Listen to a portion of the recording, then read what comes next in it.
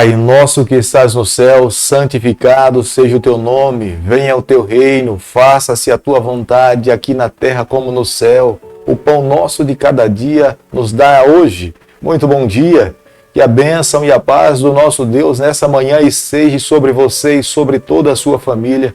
É uma alegria mais uma manhã podermos estarmos juntos aqui para estudarmos um capítulo da palavra do Senhor e sabermos como o Senhor mesmo um dia ensinou os seus discípulos falando: Pai nosso que estás nos céus, nós temos um Pai de amor, nós temos um Deus que cuida de cada um de nós, nós temos um Deus que se coloca na condição de Pai de todos os filhos que querem recebê-lo como Senhor da sua vida. E nessa manhã o que nós estamos fazendo aqui é clamando por Ele, buscando pela bênção dEle. Sabemos que sem Ele nós não somos nada. A cada dia nesse canal nós estudamos um capítulo da palavra do Senhor. E nessa manhã eu convido você a ter nas mãos a palavra de Deus no livro de Provérbios, capítulo 25, o versículo 1 e o versículo 2. São também esses provérbios de Salomão, os quais transcreveram os homens de Ezequias, rei de Judá. A glória de Deus é encobrir as coisas, mas a glória dos reis é esquadrinhá-las. No período em que Ezequias foi responsável para que ele pudesse reescrever os provérbios de Salomão, foi o período em que mais aconteceu o reavivamento entre o povo do Senhor.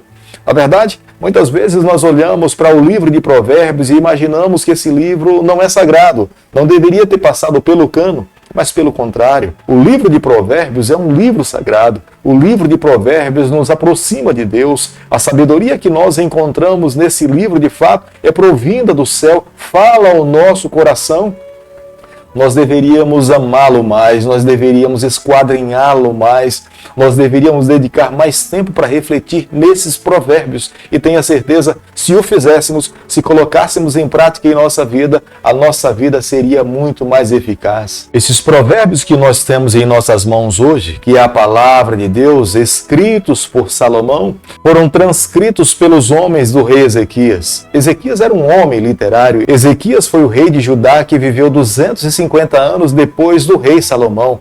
Mas Ezequias tinha plena certeza de uma coisa, que a sabedoria que Salomão tinha recebido não era humana, era divina, e ele deveria preservá-la. Hoje nós agradecemos a Deus, porque Deus colocou no coração desses homens em preservar a palavra do Senhor, e nós hoje temos em nossas mãos aqueles que a amam, aqueles que a colocam em prática em sua vida, são mais sábios, são preservados do mal e são ganhos para a vida eterna. O Deus que nós servimos é um Deus infinito. O seu conhecimento, a sua sabedoria é ilimitada. Nós não podemos nem mensurar a mente e a compreensão divina. Deus permite que nós tenhamos compreensão apenas daquilo que é para a nossa salvação, para o nosso benefício.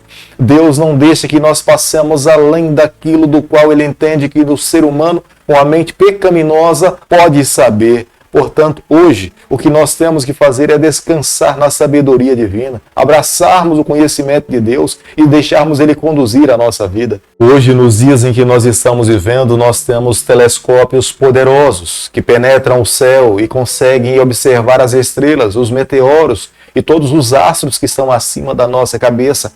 Nos revela o quanto grande é o nosso Deus. Embora Salomão, naquele período, ele não tivesse nada disso, mas Deus colocou no seu coração, Deus impressionou a mente de Salomão para que ele entendesse que o Deus que ele servia e as gerações futuras deveriam compreender a grandeza, a majestade desse Deus. Hoje, a cada dia que vivemos, a ciência tem nos mostrado mais que as verdades que estão contidas na Bíblia, o Deus que nós conhecemos, ele é muito maior do que nós podemos compreender. Por mais que nós nos tornemos amigos de alguém, jamais conseguiremos compreender o que passa na mente de uma outra pessoa.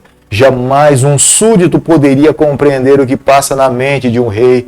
Nós jamais teremos a capacidade de entender a mente divina. O que temos que fazer a cada dia é aceitar a decisão de Deus, a condução do Senhor. Tenha certeza de uma coisa, O Deus que nós conhecemos, Ele escreve a cada dia, a cada minuto, a cada segundo a história do planeta Terra.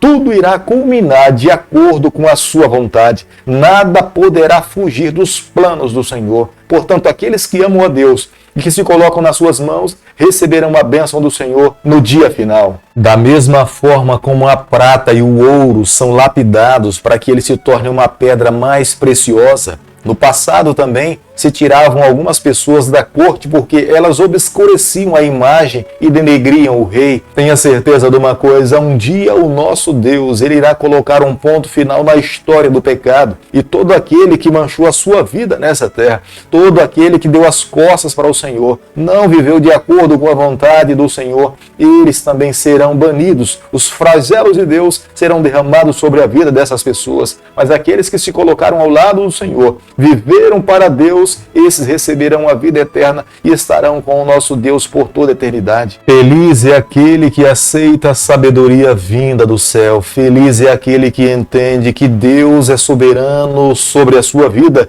e ele precisa a cada dia beber dessa fonte. Logo pela manhã ele se levanta e vai aos pés do Salvador e se debruça diante dele, humildemente, abrindo o seu coração, recebendo do Senhor essa bênção. Esses serão abençoados pelo céu, esses serão bem vistos por Deus e terão seu nome escrito no livro da vida. Provérbios capítulo 25, versículo 14, a Bíblia diz o seguinte: como a neve e ventos que não trazem chuva, assim o homem que se gaba de dádivas que não fez. Há pessoas que se gabam de fazer alguma coisa boa em prol dos seus amigos e até dos seus familiares, mas na verdade isso não passa apenas de algumas promessas. Elas nunca acabam fazendo nada em prol dos seus semelhantes. Tenha certeza, as consequências dessas palavras, dessas ações, muitas vezes não são vistas no presente, mas no futuro todas elas serão avaliadas e julgadas diante de Deus. Promessas como essas fazem com que a nossa fé possa ruir na palavra dessas pessoas.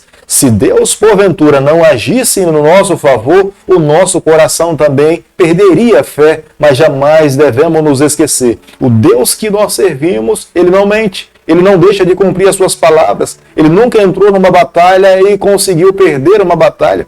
Todas as suas ações foram vitoriosas. Todas as suas investidas alcançaram o seu objetivo. Portanto, a cada dia, nós precisamos amá-lo cada vez mais, depositar a nossa confiança no braço desse Deus e esperar na sua intervenção. Muitas vezes, para mudar a opinião de alguém, não é necessário a força, é necessário a graça, a misericórdia, a longanimidade. Algumas pessoas, para tentar convencer alguém de alguma coisa errada que ela cometeu, se valem da força, se valem da violência e da agressividade. Mas a sabedoria divina nos ensina que nem sempre essa atitude é a melhor. Às vezes, calar-se, ser longânimo, misericordioso, causa um impacto na vida de outras pessoas muito maior do que se fossem agressivas e abusivas. Como nós podemos ler no versículo 18 do capítulo que nós estamos analisando nessa manhã, a massa era uma arma usada naquele período com o objetivo de esmagar a cabeça de alguém, e se pegasse nos ossos de uma pessoa, destruiria por completo. É como alguém que se vale da arma da difamação, da calúnia. Essas armas usadas contra alguém pode destruir a vida de alguém, pode destruir a imagem de alguém. Na verdade, destrói a imagem, a reputação, mas não consegue destruir o caráter. Há pessoas que usam a sua língua, a sua boca, a sua vida para denegrir a imagem de outras pessoas, para caluniar pessoas que têm uma imagem ilibada, com o objetivo de destruir, com o objetivo de difamar, com o objetivo, de fato, de levá-las a pensar que são menores do que ela, mas jamais devemos nos esquecer, todas as nossas palavras um dia serão avaliadas diante da luz do juízo do nosso Deus. Ele trará juízo a cada palavra, a cada pensamento, a cada atitude tomada. Aqueles que usaram o seu corpo, os seus dons para abençoar outras pessoas serão recebidos pelo Senhor, mas aqueles que usaram a sua língua, os seus dons e a sua boca para denegrir e destruir a vida de outras pessoas, essas também receberão o juízo do Senhor. Provérbios capítulo 25, versículo 22, a Bíblia diz o seguinte: porque assim amontoarás brasas vivas sobre a sua cabeça, e o Senhor te retribuirá. aqueles que são caluniados, aqueles que são acusados injustamente e não revidam e não proferem uma palavra dura contra aqueles que estão lhe atingindo, eles na verdade estão agindo de acordo como Deus nos ensinou através da pessoa de Jesus Cristo.